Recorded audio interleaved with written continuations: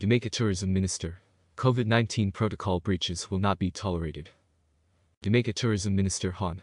Edmund Bartlett has issued a stern warning that breaches of the established protocols put in place to contain the spread of the COVID-19 virus will not be tolerated in the tourism sector.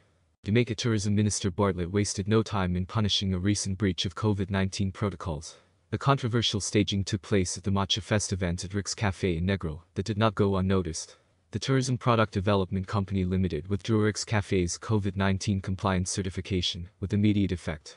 This, the minister underscored, as the controversial staging of the Matcha Fest event at Rick's Cafe in Negril was in direct breach of the government's COVID-19 health and safety protocols. Mr. Bartlett stressed the Tourism Product Development Company Ltd. Which is a public body of the Ministry of Tourism, has acted immediately to ensure that appropriate steps were taken to punish the entity that was in breach of the protocols. I want to make it very clear that the Ministry of Tourism will not tolerate any breaches whatsoever of the protocols that we have established to facilitate the safe operation of the sector. All our partners, local and international, who will engage our tourism product over the next few months, and as long as the Disaster Risk Management ACTDRMA exists, must be compliant in all regards, added the minister. Earlier today, PPCO withdrew Rick's Cafe's COVID-19 compliance certification with immediate effect.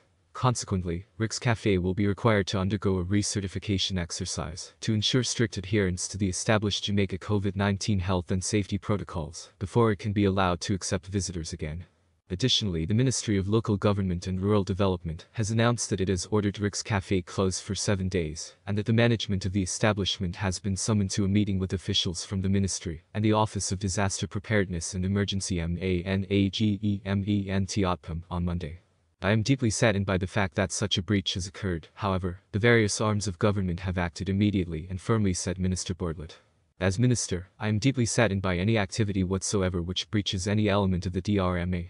These breaches undermine the protocols that we worked so hard to create and the resilient corridors which have gained international recognition because of the high compliance level which we have had and the impeccable record of very low instances of infection, said Bartlett.